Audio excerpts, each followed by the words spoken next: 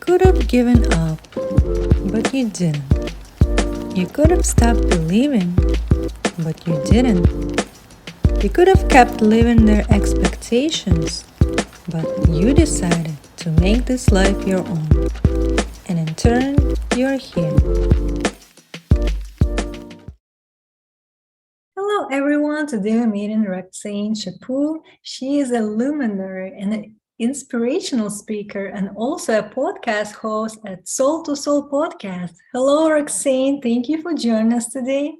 Hi, Anna. Thank you for having me. I'm just so honored to be in your space today. All right, thank you. Let's start a conversation by diving into your personal journey of becoming the person you are today. So share with us the experience that brought you to this point where you realize your true passion in life. How did it start for you? Yeah, absolutely. Ever since I was a little girl, I just had this profound knowingness that I was being called to serve humanity. And I didn't really understand what that was going to entail, but it was like this burning feeling inside of me. And I remember asking, family and friends, do you have this burning feeling that you're being called for a greater purpose, essentially? And they were like, well, no, but I know I want to be like a lawyer or a doctor. I was like, that is incredible, but it was just something more than that. And as a young child, people would come to me and adults would come to me for guidance and for wisdom, asking me, what they should do on their path, what their next move should be. And I remember my mom always being taken back and always saying, you should really be a psychologist or a social worker, helping people in like the counseling services. But that never really spoke true to me. It didn't resonate with me. And I went through life, and not that I suppressed that feeling, but I just kind of, you know, chalked it off to be that maybe it's just something that I was feeling, and maybe it really wasn't anything. I didn't really fully understand what it was. And I went through life. I went through many trials and tribulations, very unhealthy relationships to a very unhealthy marriage, where I ended up leaving with my three beautiful children. And before I had my daughter, which was my last biological child, I just had this feeling come over me that my life was going to change by having her. And it was like this moment that my life wasn't going to be the same. And I couldn't explain it, but all I knew in the depth of who I was that my marriage wasn't going to survive her birth and us staying together. And anyway, so it was true. I ended up leaving with my three beautiful children. And shortly after I had left, I was working as an executive at a local college, and I was doing other executive work. And shortly after I had left, I had experienced four near death experiences simultaneously, one after the other. So, with each near death experience, really brought me closer to my sacred purpose. And at first, it was like, after that first near death experience, it was like, you say that you're happy. And I was always a very optimistic person, always a very loving person, and just very kind hearted. So every time somebody would ask me, to do something for them or how I was always like, I'm good, everything's great. But were they really? And was I really fulfilled with what I was doing with my life? Was I serving in the capacity that I knew that I was meant to, in that soul essence of who I was? And the answer was no. And was I in a relationship at that time that was serving my highest good? And the answer was no. So it's like I was just going through these motions because I thought that's what life was, that we had to do these things, reach these milestones in order to fit into society. And I really realized in that moment that everything outside of me wasn't what was important. It was everything that was inside of me that was important. And my children, and that love and that unconditional presence. And it was just like my life had pivoted from that moment. It was like this catalyst moment that really allowed me to have some curiosity to step into my own self discovery of going into my own soul and self mastery journey, understanding why I believed things that I did, why was my self esteem and my self confidence the way that it was. It was just like this incredible journey, and it's still evolving and it's still growing every day. I mean, our soul and self-mastery journey is never done. We're continually evolving and growing within ourselves. But it was just like this moment and like this peace that came over me. And it was like, this is what you need to do. And I remember, as I had embarked on this journey, I was driving in my vehicle one day and it was like this aha moment dawned on me. And it was like, you've been serving people your entire life. You've been guiding people your entire life. Like even when I worked in healthcare, even when I worked as an executive, I was always guiding people. Even though like they didn't need to come to me for guidance, they always came to me for guidance. And I'm like, you've been guiding people your entire life, your family, your friends. Why are you not trying to serve the world? Why aren't you not trying to serve at a global level? Why are you just staying within those that you cross those physical paths with? So then I was like, I need to start a coaching business. I need to start like a guiding business. And everything just happened so beautifully, so quickly. And then like clients were coming to me. It was just a very organic thing. So it was just time, but it was scary to release the known for the unknown. But I made that transitional period. And as I started working in my business and I was doing what I was supposed to be doing, it felt in alignment. I experienced another 3 near-death experiences that were simultaneously within like a 6-month span at that point. And with each one, it was like, you're doing like you're fulfilling this aspect, but there's something deeper, there's something more. And shortly after my last near-death experience, I had this incredible dream for almost 4 months straight. And it was this beautiful Indigenous woman that was come to me in my dream. And just to preface before I go into the dream, I come from a Métis culture here in Canada where it's Native American and French together, and we're called a Métis tribal community here. Just like we have like our Inuits, or we have, like our Ojibwe, which is like a different type of tribal community. And this beautiful Indigenous woman was coming to my dream. She was standing in front of this ravina and she had these teepees beside her on both sides. And she had her arms extended to me. And she kept chanting me this beautiful melancholy song. And I just remember feeling so serene and at such peace and feeling so much love exuding from her. And the connection to her felt like she was of like my great grandmother, my grandmother, like that maternal like love that she was just like exuding from her. And I'd wake up in the morning and I'd be chanting, the song in the house. And my partner was like, wow, like that's a really beautiful song. And I said, this is what she sings to me every single night. Because she came to me for almost 4 months straight. And I was like, what am I doing with this information? And I do dream interpretations. I was like, I see the land. She's calling me to the land. I've never seen this land before. Where am I going? How do I figure this out? I'm trying to Google-licious it, like nothing's working. And I ended up connecting with one of our elders in our tribal communities who is a shaman. And here our elders carry the wisdom of the plant medicines, of our songs, of our traditions, just of what life is and the elements of that surround us. And I was connecting with him and I was telling him of my dream. And he said, she's calling you to the land. I said, yes. He said, she's calling you to the land to come and heal. And I said, to come and heal. I'm like, what am I doing with that? And he's like, you're meant to be a healer. And I'm like, meant to be a healer? Like, what am I doing with this information? So I was like excited. I was nervous. I was confused a little bit. And I started chanting him the song that she was singing to me. And he said, oh my goodness. He said, that song hasn't been heard in healing circles for over 100 years. He's like, my great grandfather used to chant this to me before bedtime, but never in the form of healing circle. And he came from a generation of shamans, of the medicine man, the medicine doctor, the energy doctor, the energy healer. And I was like, oh my goodness, goosebumps all over my body. I'm like, what am I doing with this information? Like, what am I doing with this? And he's like, it's not the exact same song though. It's almost like she like customized it to you. It's like a different rendition, but the melody itself is the same. And I was like, oh my God, like, what am I doing with this information?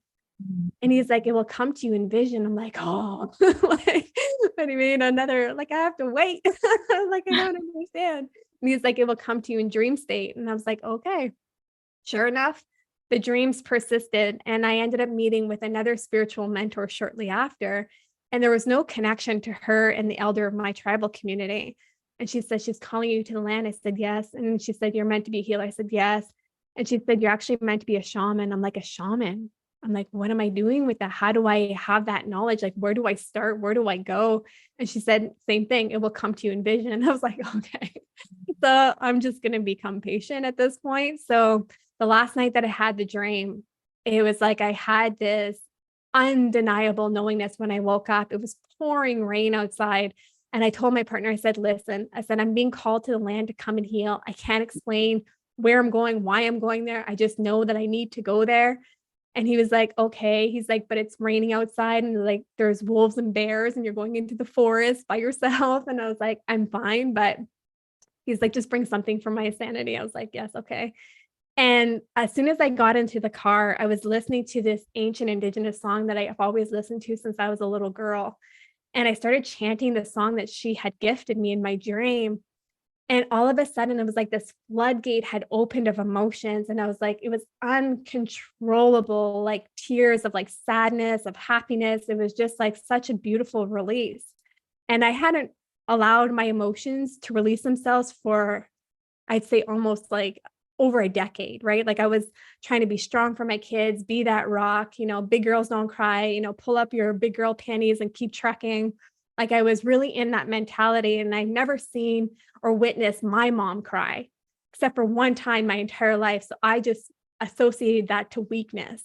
So I was always trying to be strong for my children, not realizing that there's no such thing as, that suppression. It's like a pressurization of emotions that eventually it transmutes itself either into like anger, frustration, depression, or anything of that nature. And it was like, just like this release had come over me. And it was like, I was reconnecting to my emotions. I was reconnecting to my soul essence.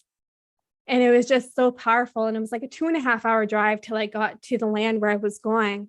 And the land that I ended up on was actually known, traditional ancient healing grounds.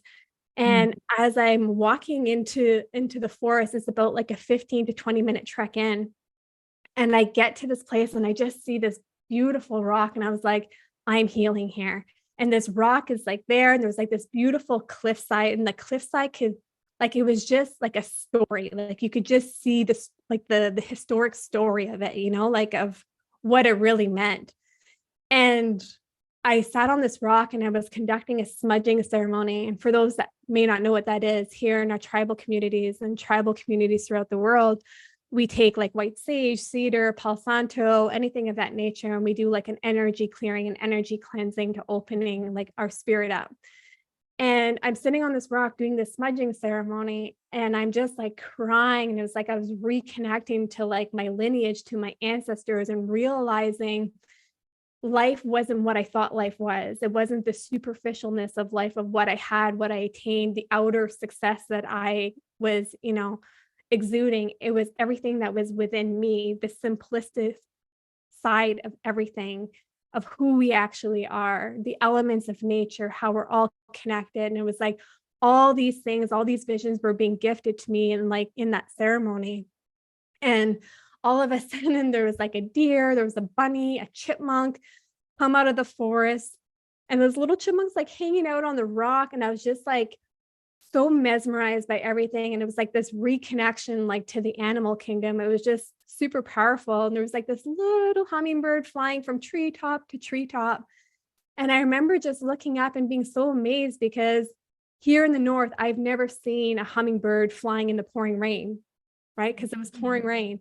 I've seen them out when it's drizzling, but not when it was pouring rain. So I thought maybe she had a nest up there. And as I'm looking up, I'm like, no, she's literally just like treetop to treetop, treetop, like right over me. And as I'm looking up, I'm realizing there's no enclosure over this rock. There's trees around it, but there's no enclosure over the rock. And for the entire 4 hours that I was sitting there, not one single drop of rain hit me the entire time that I was there.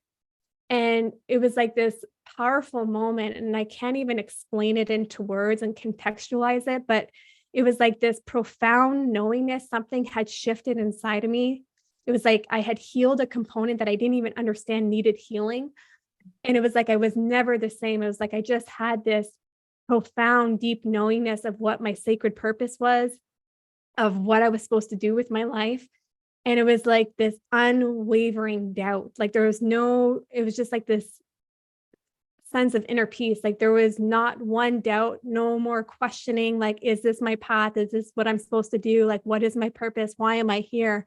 It was like everything was answered within that moment.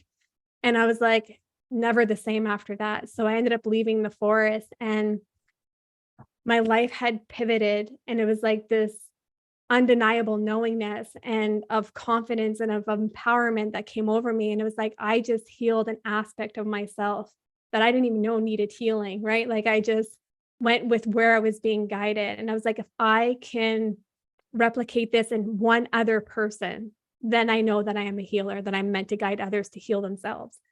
So as soon as I got home, obviously I was like on cloud nine. I couldn't believe the experience I had. And it was like I was floating on clouds for like weeks on end. And I remember asking family and friends, like, hey, like, do you guys want to come on this healing journey with me? And they're like, a what? I'm like, a healing journey. And they're like, you know what? Sure. Like, let's try it. And everyone that came on a journey with me, it's like their life was never the same after that moment. And it was like their own empowerment came, their own self-embodiment came, and their own realizations and their own activations of who they really were. So it was just such a powerful thing. And then once I had that, I was like, it's time to be able to share this with others now. And that's when I started the healing practices. Wow, that's a beautiful story that you just mentioned, and how it just unraveled. It's like you had this kind of like clues within you, and you've been guided towards that path, and you didn't know what that was. But as soon as you started listening to that voice and kind of like looking into your dreams and visions more closely, that's where you found your true purpose, and you realize that's why you're here, to heal others and to show them the way to reconnect with themselves as well. So it's very powerful. And I know that you are also a shaman, right? So how does it look like for those who would like to experience this type of journey for themselves? So if you can just elaborate of what it would look like as an experience for others to have that type of healing. Yeah, absolutely. And I really want to preface here is that there is no one other person that heals another person. And what our job is to teach them and guide them to heal themselves, because we're all have the capability to heal ourselves, just like our physical body. When we injure ourselves, our body naturally knows how to heal itself. It's the same that happens within our energy and our cellular complex. It's the same that happens in our mental body and our emotional body as well.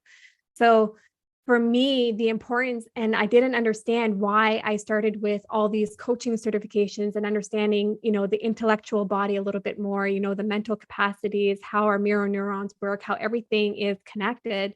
And I worked in healthcare in the neuropsychological field. I worked with psychologists, social workers. I always understood the brain mechanisms, our coping mechanisms, and so forth. But how do I understand why the brain stores things the way that they do within the subconscious and within our soul memory? Because that's not just connected to the intellectual body.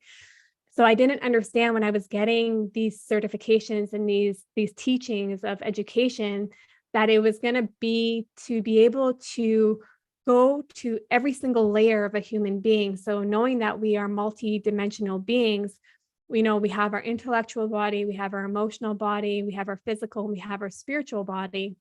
So how do we affect change with all of these bodies working in synergetic alignment opposed to working against one another? Because for the majority of people, these bodies are working against one another in this now moment. So how do we bring these beautiful bodies together in cohesiveness and in peace? So it was really important to understand the intellectual body, the limited beliefs, the conditioned beliefs, the programming, a lot of our past life regressions, or even just this past lifetime regression of what transpired in what timeline, as children, as young adults, as adults, what has transpired for us to be able to believe the things that we do and to be able to see things the way that we do. So coming from this fixed mindset and opening the mindset to come into this growth mindset and understanding everything as it just is, and not creating significance within the intellectual body. So that was that component of working with the mental body, and then coming into the emotional body. How do we store emotions in our body, and why do we store emotions in our body? So emotions are energetic motions, right? They are their energy, their frequency, just like our words, just like our thoughts. Everything is energy. So that signifies that the biggest complex and the biggest entity of who we are is energy.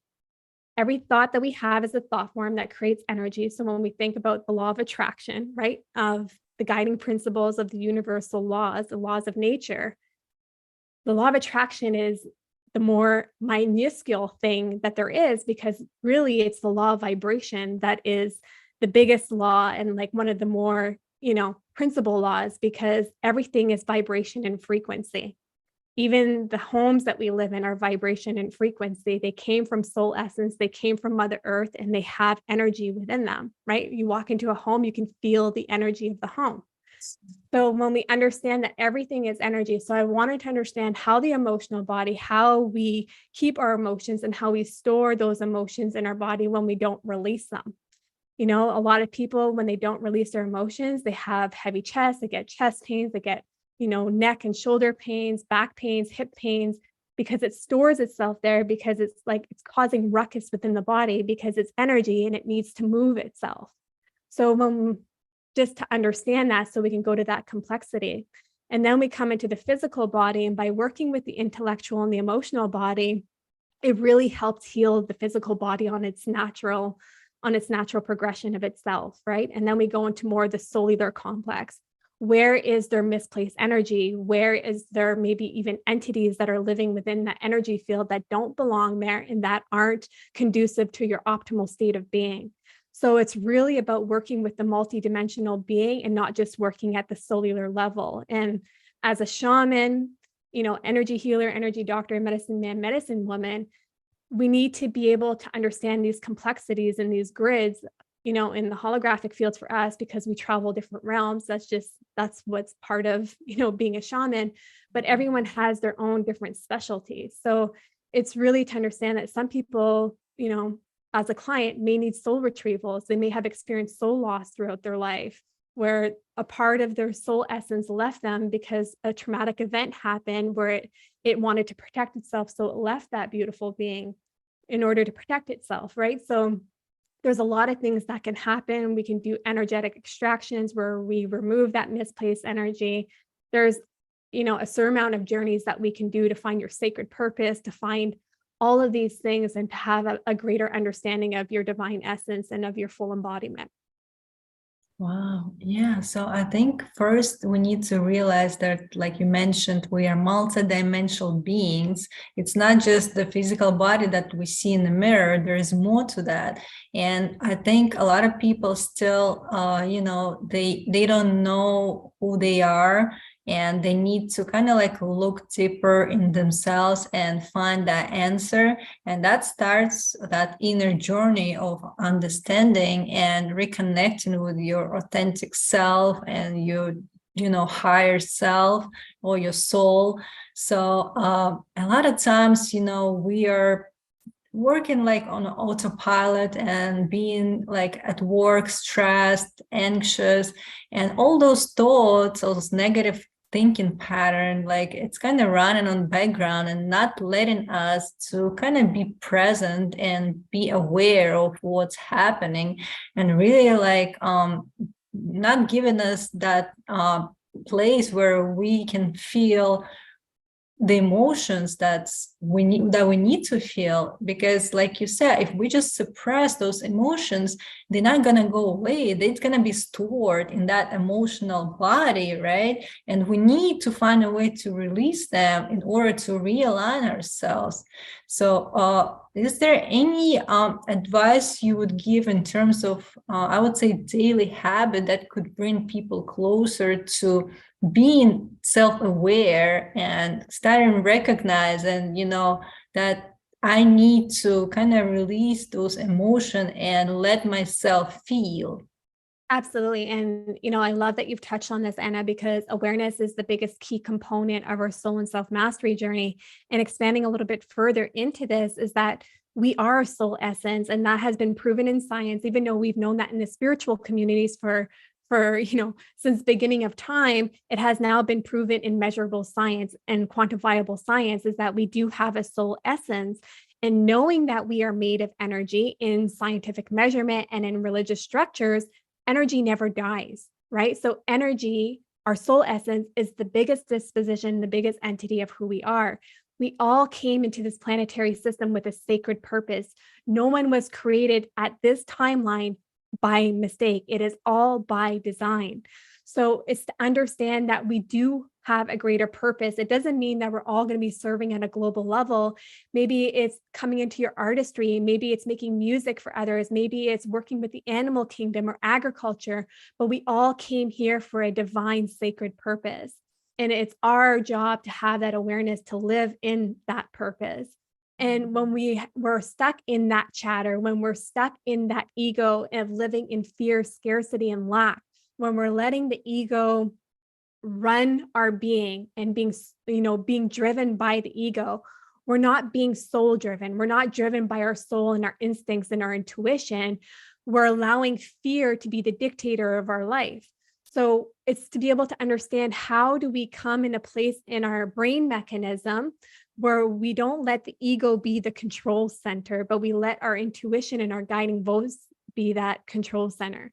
Because the ego is doing its job. It's just doing its job too well, right? It's being able to assess every threat possible to your livelihood, to your survival. So it's not doing something bad, but it has been programmed and conditioned to work in that mechanism.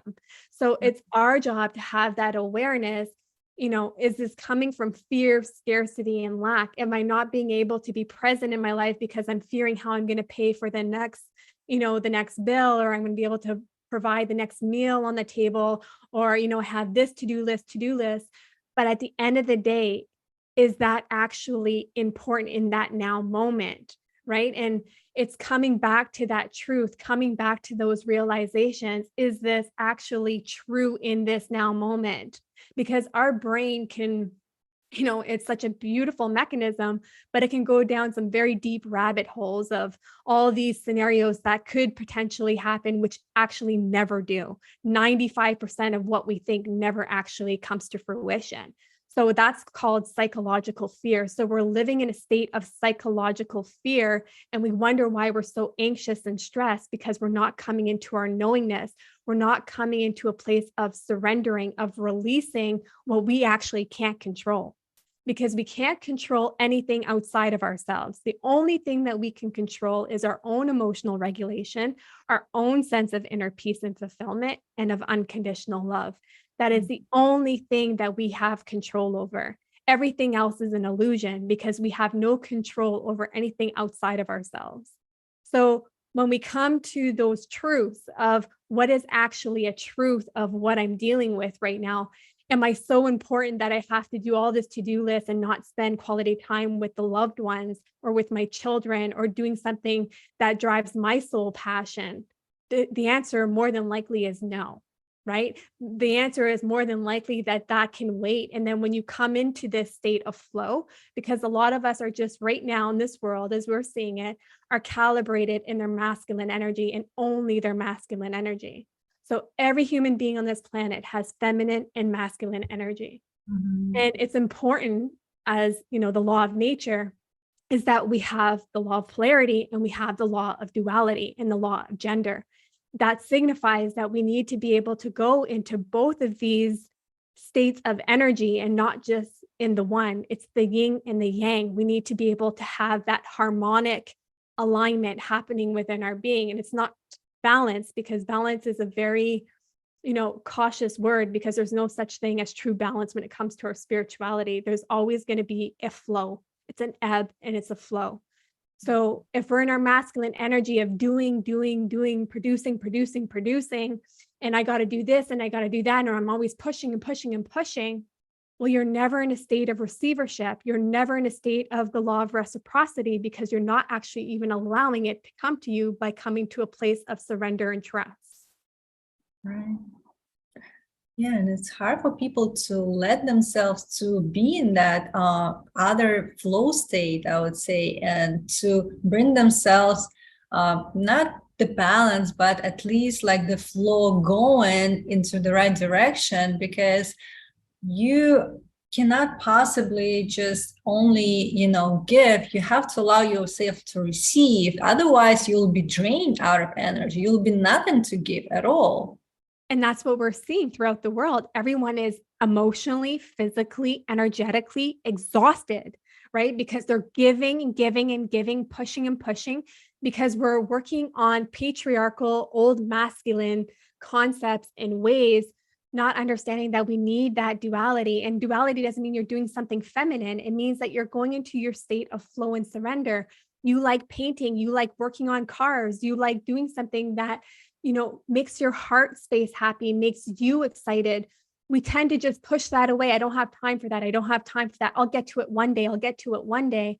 But the actual reality is when you do something for yourself, when you go into that state of surrender, you're like, wow, like all of these things start coming to me because you're allowing it to come to you, because you're saying, I'm ready to receive, right? That is one of the biggest things about the law of attraction, is that you can push to be, a millionaire and have a successful business. But at the end of the day, if you don't go into your state of flow and reciprocity, you're never going to get the results that you're looking for. That's just wealth energetics. That's quantum science. That's how energetics work. So what you're putting out is exactly what you're getting, right? It's just like the saying, when whatever we're resisting, and however we persist keeps persisting. So that's just what it is. That's just, we're constantly pushing and pushing. So what are you telling the universe? You're telling the universe that you want to be in a constant state of pushing.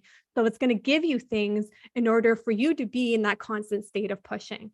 Right. So basically, you are asking for it not in a way that you are telling, but the way that you with your actions, pretty much you show universe what you want, and more of that will come. And you're not allowing yourself to receive fully of what you deserve to have, because you're in the way of your own kind of well-being, I would say, because we need to realize that our own state of well-being is our priority, is our responsibility, and we should dedicate time on a daily basis to make ourselves feel that joy and fulfillment, and any type of endeavor that you're looking for, any type of activity that brings you that state, you have to make time for it, not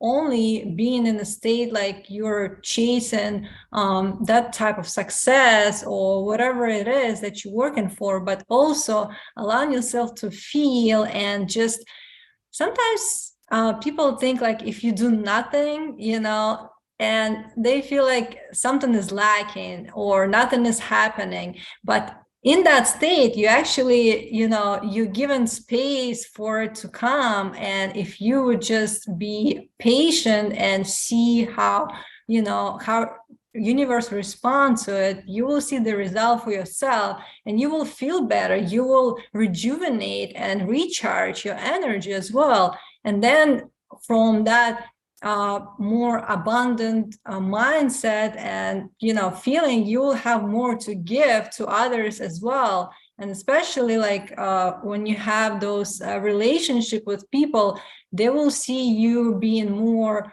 kind of like you fulfilled, and you have overflow of that love because you first allow yourself to receive it.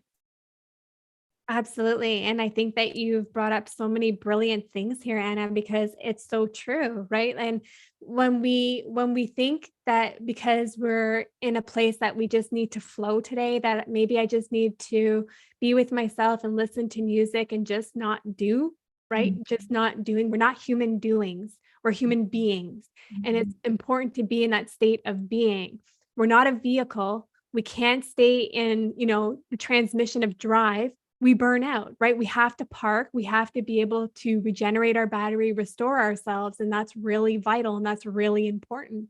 And that's why we see the disconnection of emotions, the disconnection of people's souls, because they're not taking the time to be in a state of being because they haven't been taught to be in a state of being. It's uncomfortable. It's unknown. They feel unproductive, when in the reality, that is when you're in your most productive state.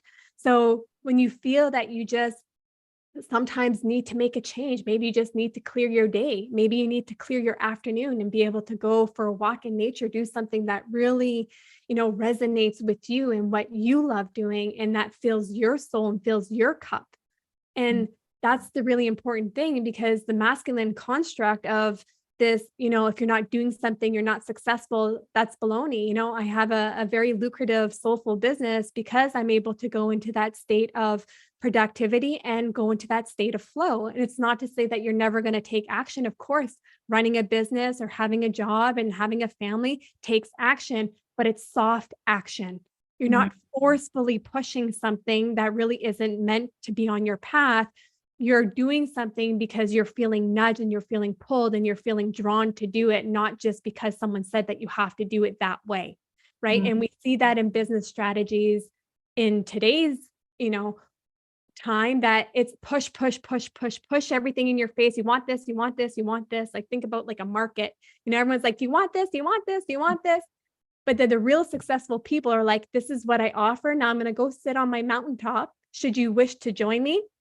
That's your prerogative, right? That's what we do, because we're going into that state of knowingness and that trust. And whoever is, really intended to be on your path in business and work or in love life will naturally gravitate towards you, because that is part of their soul design, and their soul essence is to be in connection with you.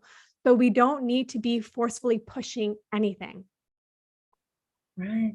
And we have to allow that space where we, kind of like see what is meant for us, and see who are the people we need to connect to, and be open to receiving those opportunities, knowing that they come. And like you just mentioned, trust in that process, and knowing just, it's what's meant for you will be in your life. It's not like you missing something. This fear of missing something, right? People trying to chase those who really maybe don't want to be in business with you. And again, like with you pushing that outcome to come, it's not that you will get any type of fulfillment from interacting with that person. Again, if you just let it be, it would be more productive, more meaningful, and it will bring you more joy in the end, because you're supposed to enjoy the process, right?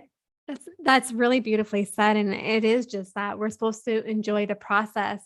And it doesn't mean that we're never going to take action in life. Of course we will, but it's also coming into that places that we're not here to have instant gratification. We don't start a business and expect to be millionaires in the next 6 months to a year. That's not how businesses are ran, right? So when we look at the dynamic in how everything is created, even like in social media, and social media isn't good or bad. It just is, right? It's a beautiful tool, and it can be used for beautiful things, just like money. Money can be used for very beautiful things, and it can also be used for not so great things. And it's the same holds true. It's just a tool.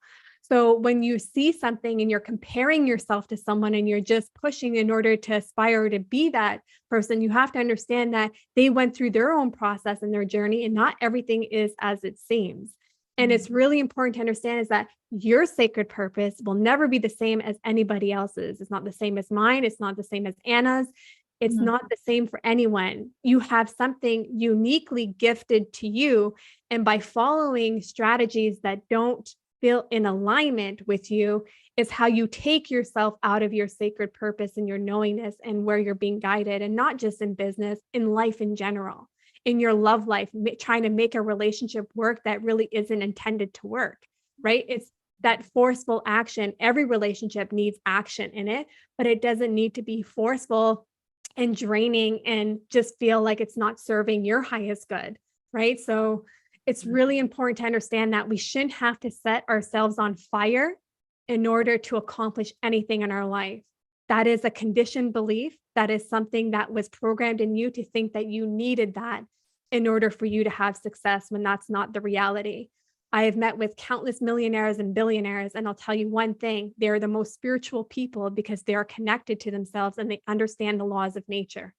The laws of nature is about going into a state of surrender when needed, going into your state of flow when needed. Everything is energy and frequency, your thoughts, your emotions, the way your mannerisms, your actions, everything is energy. So if your belief system is that you have to push in order to receive what you want, then it's going to give that exact thing to you, even your subconscious thoughts. So it's really important to understand that.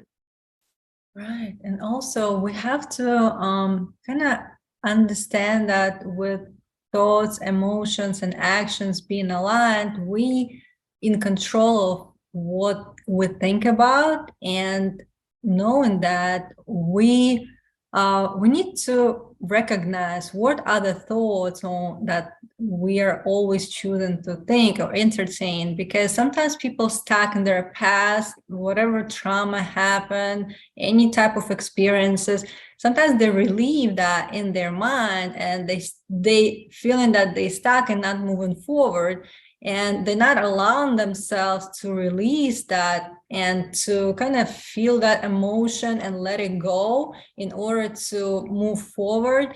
So they in a way kind of like prevented themselves to achieve that success.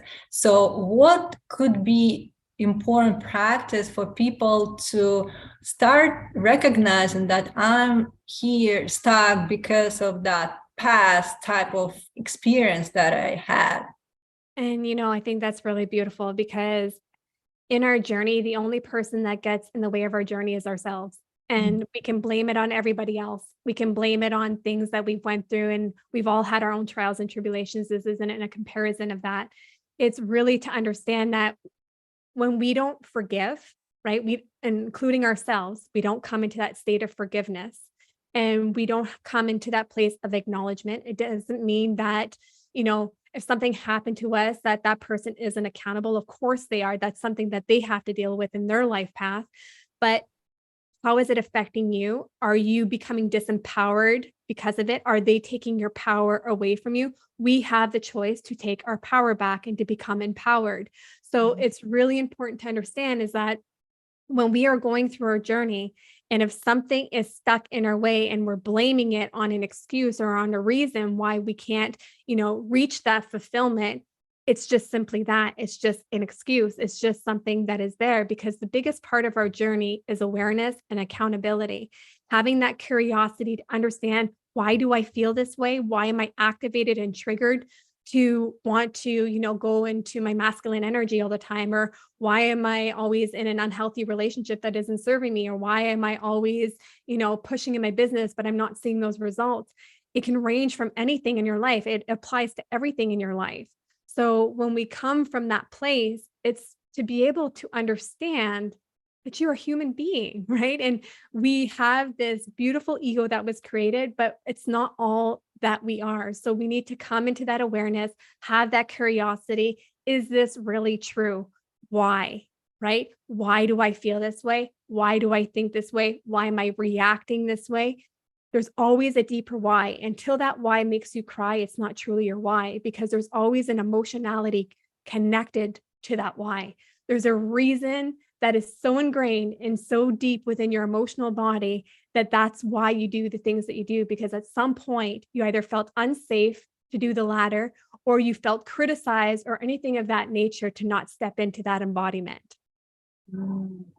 Right. So with us being curious and asking why, we kind of like taking layer by layer deeper of what really was the essence, of that type of emotion, and why it's still present in my life now. Why am I allowing it to run my decisions, really? And with that understanding, we uncovering the true nature of it. And if we look at it, it could be just something that maybe served at one point in life. It helped us to survive in a way, but now it doesn't serve us and it's in the way of us moving forward. So we need to look at it differently and again, accept it for what it is and just release it. And it's no longer will have power over us, and we will be feeling much lighter, and it's like a weight taken from our chest, and now we can breathe again, and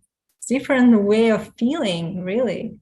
Yeah. And, I think when we come into that awareness is that nothing that you've learned throughout your journey was good or bad. It just simply is in the teachings and in the learnings because it can apply to your daily life.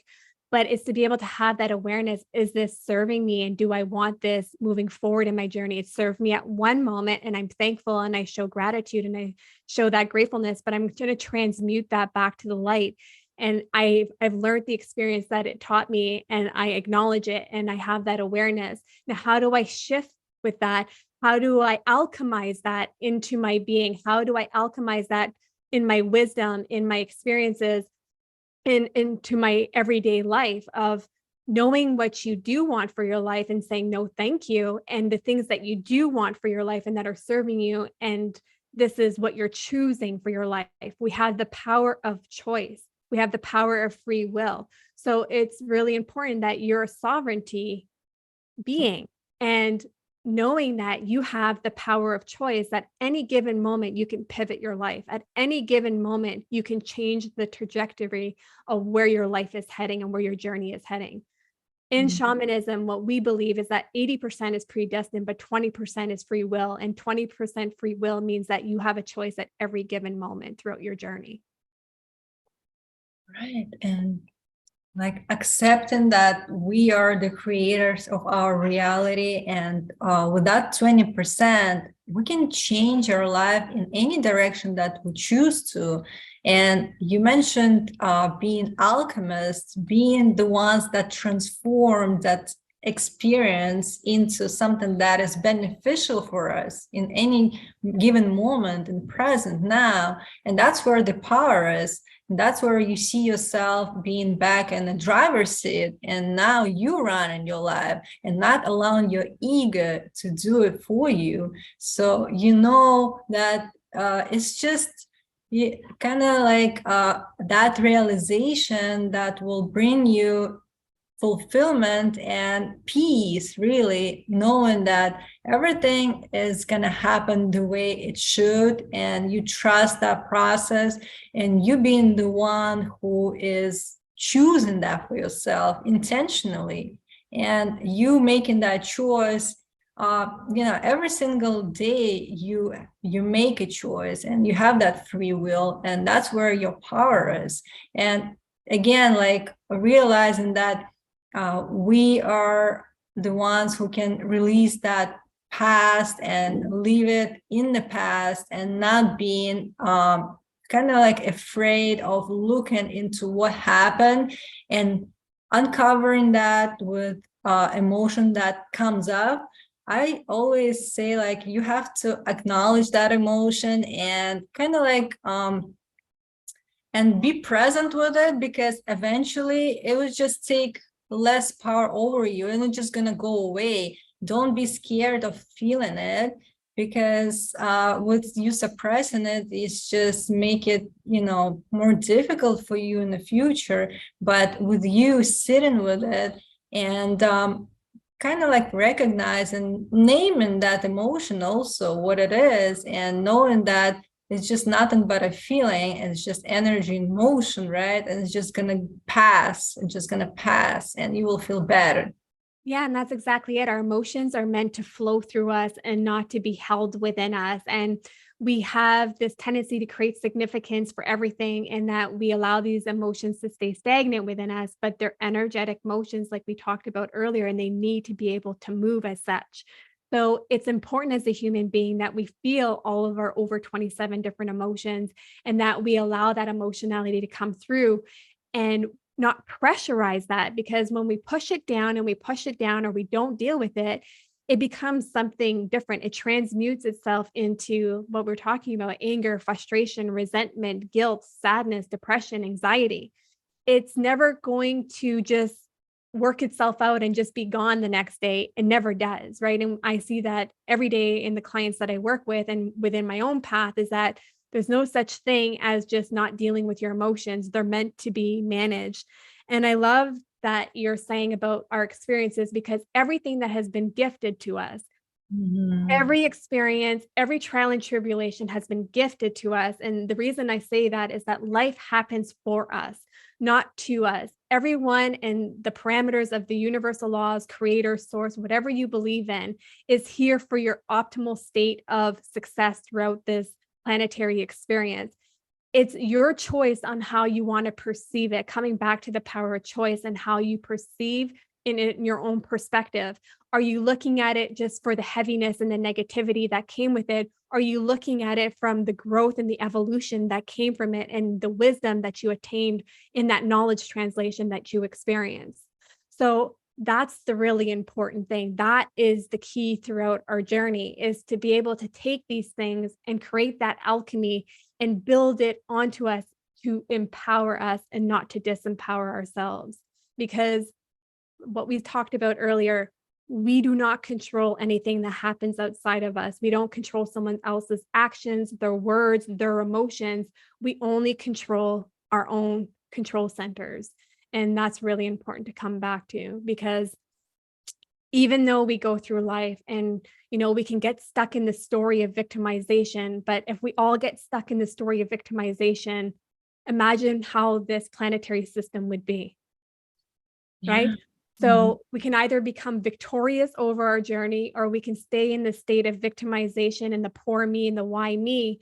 But if you're asking this to yourself, every time something happens to you, like, why did this happen to me? Are you asking, why did this happen to you when something beautiful and something successful and a blessing came into your life? No, because that light is important and the dark shapes the light. You need to go through trials and tribulations to grow and to expand and to go into your state of evolution, because without the dark, there is no light. And without the light, there is no dark. So Mhm. it's really important that we need that, again, the law of duality, coming into that law of polarity, that we need both of these dynamics in order to understand what life is. Right, that duality, it shows us the contrast, and then we understand what's the other side of it is, and it's for our own learning experiences. And we have to look at it as a lesson each time we experience any type of event or interaction with other people. We have to learn from it and get something that will help us in order to develop ourselves. So it's again our own perspective on what's happening and how we are willing to interpret and take it in order to move forward. So that's very important to notice. And I'm so thankful we had that conversation today.